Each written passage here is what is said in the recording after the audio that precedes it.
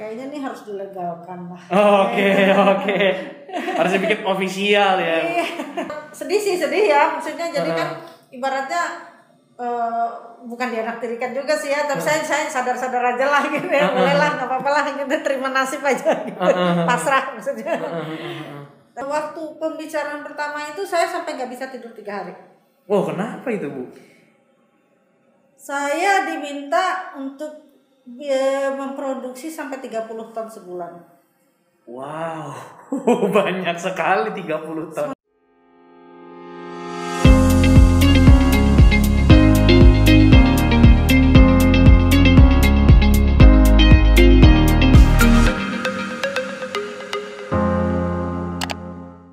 Halo rekan Aludi, sebelum nonton video ini, wajib diingat apapun yang dibicarakan di channel ini merupakan pendapat pribadi dan analisa pribadi host maupun speaker.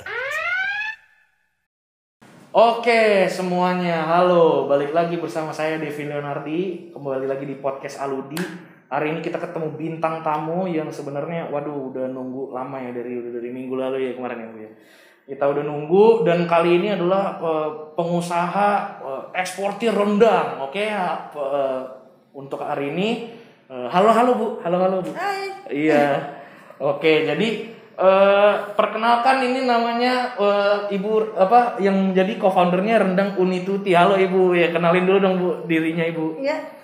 Nama saya Sri Yulias Tuti, tapi biasanya dipanggil Uni Tuti saja. Oke, berarti aku panggilnya Uni ya? Uni saja. Oke. Biar gampang. Oke, siap. Oke, untuk Uni Tuti nih, kira-kira kenapa sih terlintas? Wah, kita bikin rendang oke nih, ya kan? Nah, kenapa tuh Uni bisa bikin kayak gini, Uni ide? Iya, ini sebenarnya rendang Unituti ini waktu mulainya banget itu kan waktu itu masih CNN yang menyatakan rendang nomor 1 di dunia gitu kan. Oh iya. Makanan paling enak. Oke. Itu sebetulnya aku kan kaget juga ya dan misalnya ada full seperti itu. Oke. Tapi habis itu aku tuh dapat memulai usahanya sendiri sebenarnya nggak sengaja juga. Oke. Jadi pas ada permintaan teman minta dibikinin rendang. Dianggap semua orang Minang itu bisa bikin rendang gitu, wajib gitu. Oke. Jadi akhirnya karena permintaan teman, karena juga buat orang tuanya, buat ibunya gitu ya, dia minta dibikinin rendang buat ibunya, saya bikinin. Sebenarnya saya bikin rendang itu cuma paling lebaran doang ya. Oke, iya. Makanan lebaran itu selalu ada rendang kan. Iya. Jadi pas dibikinin, masukin ke medsos. Langsung dapat order. Oke. Gitu. Jadi sampai yang pertama kali kita produk pesanan sih sebetulnya ya. Oh iya. Nah, produk belum dijual kan waktu itu kan belum gitu ya. Produk pertamanya itu rendang bebek. Jadi berkelanjutan rendang bebek dan seterusnya gitu ya. Oke. Akhirnya karena terus-menerus dapat order, jadi kita pikir-pikir kita bikin besar dong. Oh iya kan pasti. bikin rendang ini kan capek ya. Oke, betul. Berjam-jam, berhari-hari lah. Lama di depan nungguin depan kompor gitu kan. Jadi kan kayaknya nih harus dilegalkan lah. Oke. Harusnya bikin official ya. Oke. Uni ini udah dari tahun berapa Uni? Mulai yang pasaran pertamanya tadi itu November 2015. Kita PRT-nya kita ajukan akhir tahunnya. Kemudian PRT-nya dapatnya 2016 bulan Mei sudah dapat PRT-nya. Oke. Jadi kita segera gitu. Mungkin dibandingkan dengan teman-teman lain saya cepat banget gitu ya.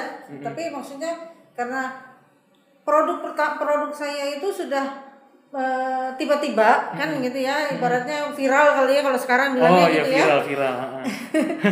Dulu belum muncul kata viral. Oh iya.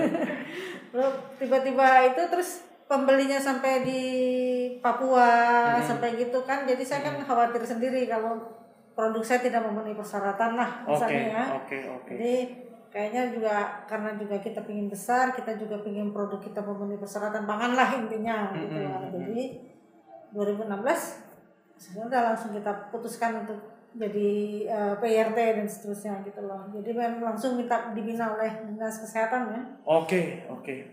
Uni cerita dong, produk yang pertama yang mana sampai akhirnya yang mana gitu dong. Nah, itu dia. Yang produk pertama itu rendang bebek itu sampai sudah lep. Oh. Oke. Jadi rendang bebek, kemudian ada juga yang pesan rendang ayam. Jadi pada perjalanan kemudiannya itu ternyata rendang sapi tetap yang dicari orang. Oke. Gitu lah. Favorit ya. Favorit. Oke. Jadi dengan sendirinya pelan-pelan si rendang bebek dan ininya lenyap. Oke. Nah, kemudian juga saya tadinya kan berdasarkan PO permintaan karena saya sering banget itu tiba-tiba dadakan gitu permintaannya gitu ya, akhirnya saya bikinnya berdasarkan stok bukan berdasarkan PO lagi gitu lah. Jadi kita sudah mulai terstandar. Mulainya sendiri dari rendang sapi kalau untuk yang kalau PYT-nya saya tetap punya si rendang ayam dan semuanya tetap punya gitu karena sudah diurus dari awal kan. Nah, kalau yang besar yang kita besarkannya itu rendang sapi. Kemudian dari rendang sapi itu rendang paru. Jadi produk kita ini rendangnya basah. Oke. Jadi basah, dikemas basah, jadi seperti rendang yang kita disajikan oleh orang tua kita di rumah. Oke. Jadi ini menarik banget ya Bu. Enak banget. Saya udah ngeliatin, udah lapar Bu. Jam makan siang ya. Iya Bu. Oke. Terus jadi yang keduanya rendang paru, kemudian rendang jengkol sama kacang merah. Nah ini unik nih. Ya. Unik nih. Ini kenapa nih ceritanya Bu? Karena rendang jengkol paru, terus kemudian teman saya itu pingin bawa ke luar negeri. Oke, bawa ke luar negeri. Iya, kan seperti kita ketahui beberapa negara kan tidak boleh masuk daging. Oke. Akhirnya muncullah si rendang jengkol. Rendang jengkol ini kan kalau saya sendiri sih sebetulnya karena di keluarga perasaan ini nama jengkol nih jari yang ini sering banget nih gitu kan dulu jadi makanan kita gitu unik ya. Unik gitu ya. Akhirnya kita rendang, kita jadiin, kita kemas ya. Rendang kacang merah juga begitu. Rendang kacang merah juga munculnya karena si teman saya nggak suka jengkol gitu kan. Oke. Yang paling pas, yang paling enak menurut saya itu untuk dijadikan lauk bersama rendang itu adalah kacang merah. Kalau untuk vegetarian gitu ya. Oke. Nah, ini benar-benar vegetarian dalam artian bumbunya sendiri tidak ada daging-dagingan, jadi full gitulah. Oke, sekarang Uni udah pabrikan ya Uni, udah ada workshop gitu ya semuanya. Ya, sekarang kan kita sudah HCCP, kita sudah melewati masa PRT. HCCP teman-teman, sudah bersertifikasi ya. Oke, menarik nih. Sudah HCCP, kemudian BPOM RIMD-nya dulu, sudah MD dulu kan? Oke. Kemudian kita sudah HCCP untuk seluruh produk ini. Jadi dengan adanya permintaan dengan sertifikasi HCCP itu persyaratan utamanya adalah sudah terpisah dari rumah. Oke. Jadi tempat produksinya udah tempat produksi sendiri, bukan di rumah lagi gitu loh. Menarik. Oh, ini udah BPOM juga, udah ini juga cap halal, semuanya udah komplit ya. Iya. Oke. Uni, saya mau nanya juga nih Uni, karena saya pas lagi research ya, pas lagi nyari-nyari tahu Uni, ternyata Uni punya website. Saya cek, waduh, udah di berbagai macam negara. Ini sekarang udah di mana aja Uni? Kita produknya punya produk kita sudah ada di yang jelas banget nih ya, ada di Jerman yang dibawa, yang benar-benar saya tahu. Jadi maksudnya kadang-kadang saya nggak tahu gitu loh, orang jual sendiri aja gitu. Resellernya saya nggak tahu. Kalau ini kan jelas-jelas berhubungan dengan saya gitu kan. Oh iya, berarti reseller ada banyak banget. Tapi yang ibu tahu sekarang yang langsung sama ibu ya. Yang untuk luar negeri maksud saya ya. Iya, untuk luar negeri. Jadi kita ada di Jerman.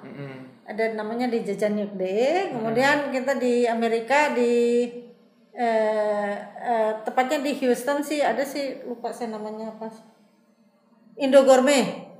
Indogourmet.com di sana. Tapi kalau yang khususnya untuk Amerika, kita kan sudah punya FDA number nih. FDA. Ya, jadi ibaratnya sudah siap diekspor dalam jumlah besar gitu ya. Oke. Nah, kita sendiri pinginnya masuk sananya itu termasuk bukan hanya untuk pasar lokal dalam artian diaspora. Tapi kita pinginnya masuknya untuk pasar lokalnya orangnya Amerika gitu lah. Oke. Dan pasar halalnya, karena kan sudah halal.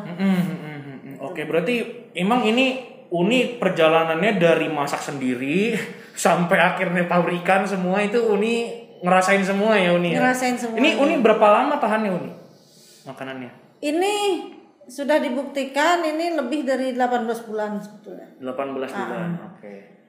Tapi itu diuji organoleptik. Ya. Nah, kami karena kami sendiri belum kami memutuskan untuk menulis 12 bulan dulu sekarang.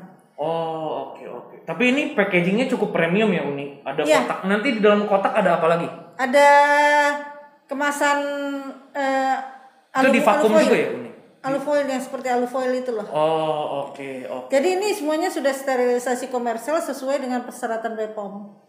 Jadi BPOM mensyaratkan, kan sekarang rendang itu untuk khusus yang daging ya, maksudnya ya, harus MD. Oke. Nah, dalam persyaratannya itu disebutkan harus sterilisasi komersial. Jadi semuanya sudah disterilisasi komersial. Oke. Produk saya sendiri sekarang yang sudah MD itu adalah rendang daging, kemudian kalio sudah MD juga, sambalado sudah MD, semua yang daging.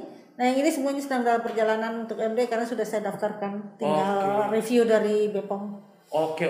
Tapi berarti ini awal jualannya online ya, Bu? Uni. Awal jualannya medsos ya bilangnya. Iya, medsos. Iya. Oke. Berarti emang perjalanan dari medsos sampai akhirnya sekarang udah, tadi salah satunya di Jerman ya, Uni? Iya. Di Jerman, di Amerika, ada di mana lagi, Uni? Yang kalau yang di Asia di eBay ada, di Shopee Filipina, Malaysia sama Singapura. Di eBay ada? Ada. Oke. Di Alibaba ada. Di Alibaba ada, di eBay ada. Oke. Nah, coba Uni Tuti coba sharing sama kita. Dulu pengalaman Uni yang Uni inget banget deh ini pas lagi membangun rendang sapi ini, Uni inget banget deh itu pengalaman apa itu, Uni? Pengalaman apa ya? Mungkin pengalaman pertama kali ekspor. Nah, kalau itu gimana tuh ceritanya, Uni? Kalau ekspor itu sebenarnya kalau yang ekspor beneran itu ya nggak cepat gitu loh. Proses ekspor nggak pernah cepat. Panjang gitu, ya. Panjang gitu. Prosedurnya jadi banyak ya. Prosedurnya banyak. Jadi kan kalau ditanya pengalaman yang ya memang harus dijalanin aja gitu. Oh iya harus sabar ya. Harus sabar gitu kan, nggak ada yang ekspor cepat gitu, nggak ada gitu loh. Kan kita bukan produk komoditi ya, bukan produk bahan mentah gitu kan ya. Oke. Jadi semuanya perlu proses, semuanya perlu ya bagaimana meyakinkan buyer, bagaimana meyakinkan yang salah satunya ya dengan memiliki semua sertifikasi yang diperlukan intinya sih gitu. Oke.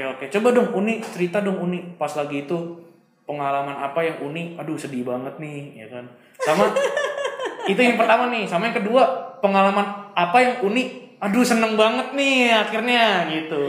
Coba dong. Kalau bicara sedihnya tuh saya sedih juga sih ngomongnya. Aduh. Iya gimana tuh Bu? Jadi ini rendang ini lahir tidak maksud saya rendang Uni Tuti ini kan lahirnya tidak di Sumatera Barat nih. Oke.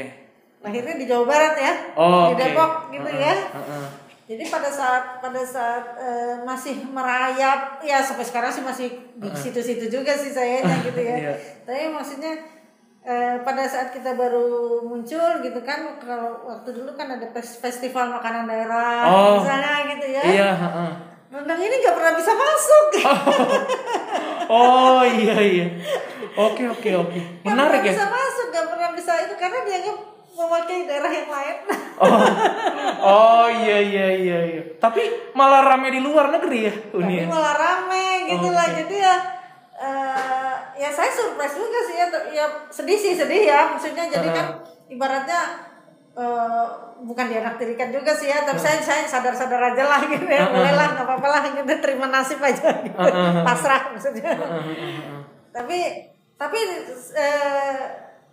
Tapi juga saya juga pernah dapat kunjungan dari Malaysia, satu rombongan gitu 20 orang cuma pengen datang lihat rendang saya gitu.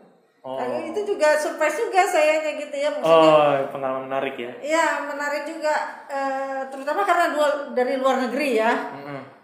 Satu rombongan sengaja gitu datang pas waktu saya dihubungin sama konjen itu, saya bilang kayaknya saya baru pertama kali nih gimana ya.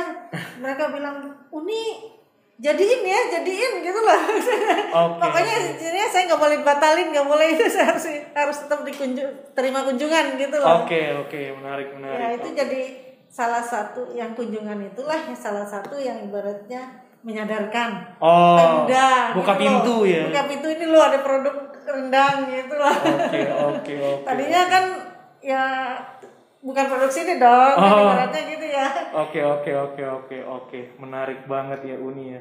Terus kalau dari Uni nih, kalau Uni mau sharing-sharing sama kita ya kan, penonton karena penonton kita banyak yang investor juga, banyak yang penggiat UMKM juga gitu kan. Nah, menurut Uni bagaimana caranya kita supaya bisa sebesar ini Uni ya kan? Kalau dari Uni sendiri yang bisa membuat Uni sampai sekarang ini apa triksnya gitu Uni, tips untuk kita gitu Uni, untuk pengguna pengrajin UMKM yang kita pengen nih sukses kayak Uni. Nah itu kita mesti bagaimana Uni? Kalau dari Uni gimana? Sebenarnya saya nggak ada yang khusus ya. Maksudnya saking dijalanin gitu. Sebenarnya sih nggak ada yang khusus. Tapi kalau menurut saya sih, yang pertama itu adalah produk kita memang lain dari awal. Jadi produk kita sudah pertama kita mengeluarkan rendang itu rendang basah dalam kemasan. Ya, jadi memang pada saat itu banyak rendang basah dalam kemasan banyak. Nah, tapi kita segera terstandarisasi, gitu loh. Karena kita tidak berproduksi tidak berdasarkan PO kan, berarti kan kita sudah standarkan diri kan ya bahwa produknya harus begini. Kemudian juga kita sudah tersertifikasi juga, gitu kan. Semua sertifikasi kan kita miliki, gitu ya. Dan yang terutama sih yang pasti rendangnya enak. Kalau nggak enak kan nggak dibeli orang ya. Iya, namanya makanan ya. Kalau makanan lidah nggak bisa bohong ya Uni ya. Benar. Jadi rasanya berbeda gitu dengan. Jadi saya dapat testimoni beberapa kali gitu, banyak sih bukan beberapa kali gitu. Saya cuman kadang-kadang suka lupa aja save-nya gitu ya. Iya. Rendangnya itu memang begitu orang makan tuh, oh iya ini rendang gitu lah. Iya. Ini beneran rendang gitu. Saya nggak tahu apa yang rendang lalu kayak gimana, tapi pokoknya dia bilang ini beneran rendang nih, makanannya kayak ginian gitu lah. Oke, menarik ya. Jadi karena kita sajikan tadi rendangnya basah, kemudian juga rendang saya kan kemasannya kan langsung dengan bahasa Inggris, dengan ini lengkap dari awal sudah ING dan sebagainya. Jadi langsung bisa dibawa ke luar negeri. Dan tidak ditolak di customnya kan, karena sudah lengkap. Oke. Jadi memang dari awal itu produknya sudah terstandarisasi lah ya. Terstandarisasi gitu loh. Oke. Uni pernah nggak dapat orderan yang waduh sampai Uni kaget banget, ini mau orderannya banyak banget, ini gimana ya? Nah ini Uni pernah nggak kayak gitu? Pernah banget ya. Boleh dong cerita dong sama kita dong Uni. Jadi kalau saya sih makanya saya pingin ini langsung standarisasi segala macam itu, karena saya sering dapat orderan tengah malam. Orangnya mau pergi besok misalnya gitu, mau keluar negeri besok atau itu pokoknya malam atau besok pagi harus jam 5 harus dikirim kan gitu ya. Makanya tidak berdasarkan PO lagi kan gitu kan. Kemudian saya dapat order ya pagi-pagi buka HP, minta kiriman sekian belas kilo, 15 kilo, berapa ratus kilo gitu. Berapa ratus kilo ya? Kan baru buka HP, baru buka mata ibaratnya lihat HP, wah kan gitu ya. Iya. Tapi yang paling besar sendiri yang menyebabkan kami bisa mampu seperti ini sendiri ya, adalah kerjasama kami dengan suatu perusahaan besar. Waktu itu si Maklon. Tapi waktu pembicaraan pertama itu saya sampai nggak bisa tidur 3 hari. Kenapa itu Bu? Saya diminta untuk memproduksi sampai 30 ton sebulan. Wow, banyak sekali 30 ton. Sementara waktu itu katakanlah saya cuma 20 kilo sehari gitu. 30 ton sebulan saya kan, nah dagingnya saya taruh di mana ya? Gitu itu ya. Kenapa bisa mintanya segitu banyak Bu? Itu kira-kira karena apa itu Bu? Nah, jadi itu juga kan sebenarnya pembicaranya panjang ya gitu ya. Ternyata setelah itu saya tahunya bahwa mereka sudah sebelum mengajak saya, mereka sudah survei ke semua produk rendang. Oh, udah survei ke semua produk rendang nih ya? Sudah beli semua produk rendang, dan akhirnya memilih rendang kita karena rendang Uni Tuti lah yang paling tahan lama. Oke. Ya, rendang Uni Tuti lah yang paling sesuai dengan ekspektasinya. Oke. Gitu. Menarik. Itu 30 ton mau dikirim kemana itu Uni? Pasar nasional. Oh, pasar lokal sendiri ya? Lokal Indonesia aja. Oke. Jadi waktu itu kan masih banyak supermarket ya, sebelum pandemi ya. Oh iya. Masih banyak supermarket, banyak minimarket, itulah yang mau diisi. Oke, menarik banget. 30 ton, buset, itu berapa banyak sapi itu ya? Banyak banget sapinya ya. Oke. Jadi kita mulai itu 2018 kita sudah punya kontraknya untuk itu. Oke, sekarang berarti masih berjalan ya? Tutupan karena berhenti karena pandemi. Oke. Semoga nanti setelah pandemi semua lancar semua ya Uni. Oke. Tapi kalau selama pandemi ini bagaimana Uni? Apakah itu atau orderan dari luar negeri tetap ada? Orderan dari luar negeri ini setelah kita lolos HACCP tahun ini munculnya gitu loh. Oke. Dari akhir tahun 2020 gitu ya. Oke. Nah, kalau jadi 2018 saya tadi kembali lagi 2018 saya punya kontraknya kan. Kemudian kan dia punya persyaratan dong. Nah, persyaratan itu yang saya penuhi itu 2020 2019 adalah BPOM, harus MD maksudnya. Kemudian 2020 pas waktu pandemi saya dapat orderan. Saya dapat orderan itu sekaligus 1 ton 1 bulan. Waduh. Oke. Jadi disitulah kami berproses jadi industri. Oke, menarik. Tadinya kan UKM banget gitu ya, maksudnya yang ya ada stok adalah gitu ya. Jadi dengan 1 bulan memulai dengan 1 bulan 1 ton itu ya benar-benar dimulai baru gitu loh. Oke. Menarik banget ya Uni ya. Oke, untuk semuanya masih banyak banget yang mau kita bahas habis ini. Kita break dulu ya. Nanti kita balik lagi. Oke.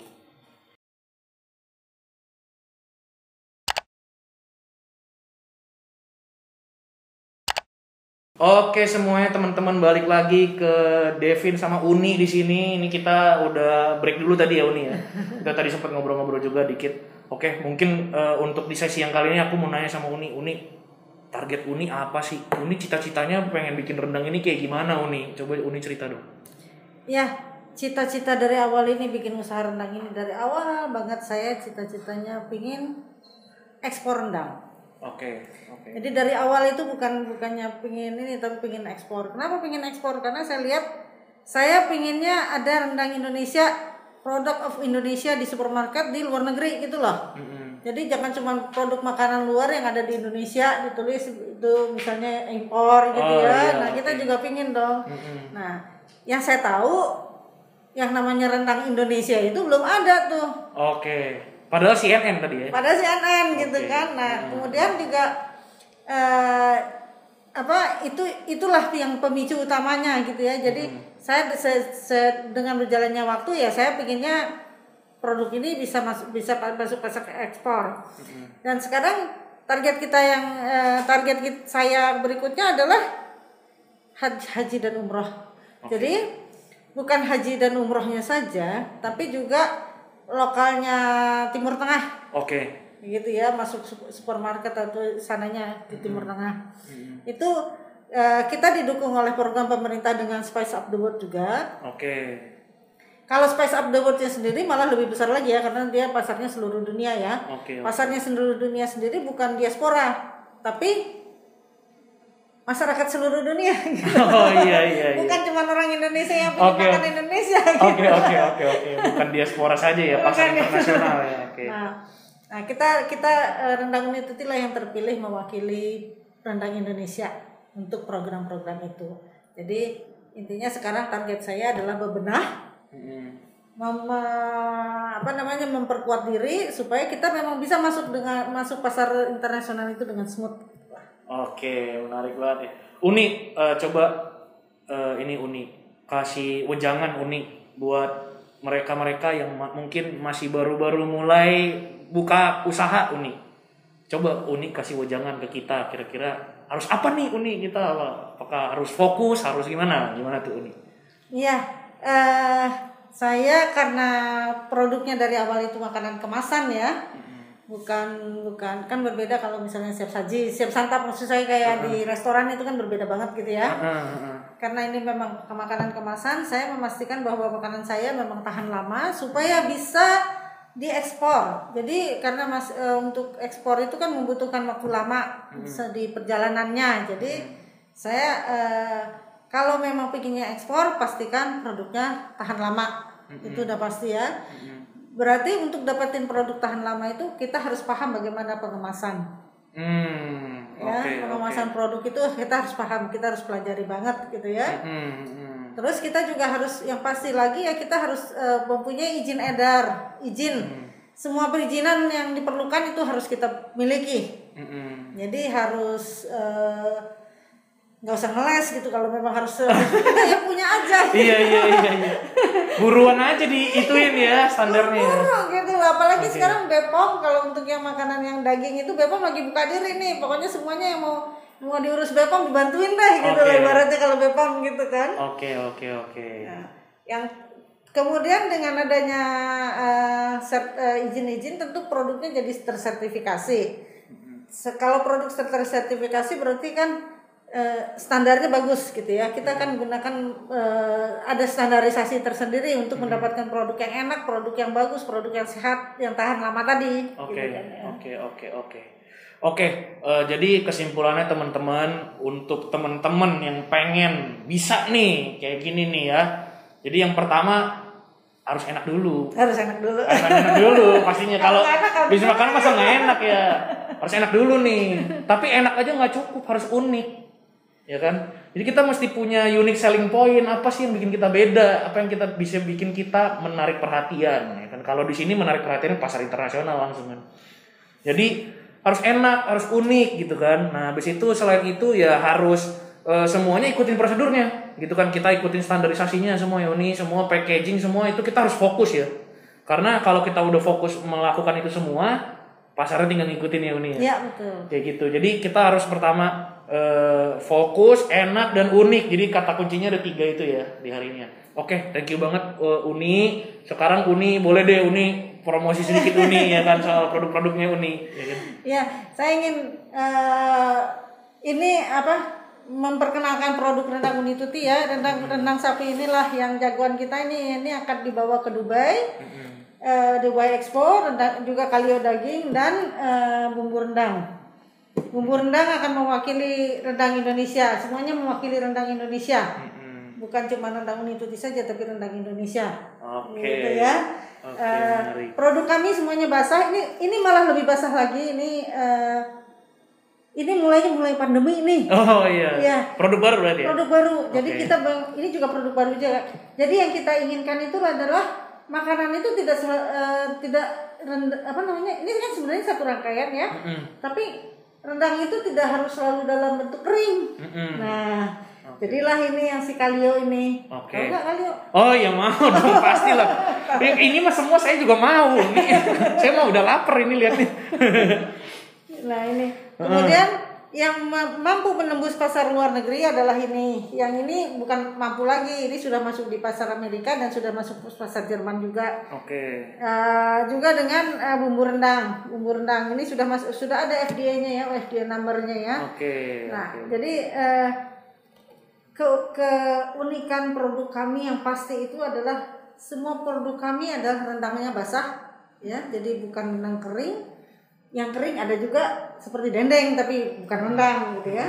Rendangnya basah dan umur simpannya tahan lebih dari 1 tahun semuanya. Oke. Jadi dan enak yang pasti. Itu ya yang pasti itu, dan semuanya siap untuk disajikan tanpa dipanaskan lagi. Benar-benar ready to eat ya. Dan satu lagi, kita semuanya sudah sertifikasi, sudah itu dan sudah siap untuk API ekspor. Kita lagi cari nih siapa yang bisa bekerja. Wih, jadi yang semuanya bagi yang tertarik untuk jadi resellernya kan, boleh nanti di email ya, emailnya ada di description box, oke, dicek aja langsung ya. Nah, terus sama di sosial media Uni, sosial medianya di mana aja Uni? Jadi email kita di rendanguniTuti@yahoo.com Oke. atau unituti@gmail.com. Oke. Kemudian ya Instagram kita @rendangunituti. Oke. Facebook kita Rendangunituti. Semuanya Rendangunituti. Iya, website Uni, website rendanguniTuti juga. rendanguniTuti.com. Oke. Ya, oke teman-teman, kita hari ini pengen terima kasih banget sama Uni Tuti udah mau ngasih tahu, udah mau ceritain kita ya kan. Oh, ini perjalanan sebuah bisnis F&B makanan gitu ya. Kalau di sini udah industri, udah keluar gitu kan. Thank you banget udah berbagi pengalaman Uni hari ini. See you on next episode. Di next episode jangan sampai ketinggalan. Oke? Dadah. Uni dadah dulu. Iya. Buat kamu yang pengen tahu apapun tentang investasi, jangan lupa untuk subscribe dan like video-video kami, supaya kamu selalu update tentang investasi. Jangan lupa share juga ya. See you on the next video.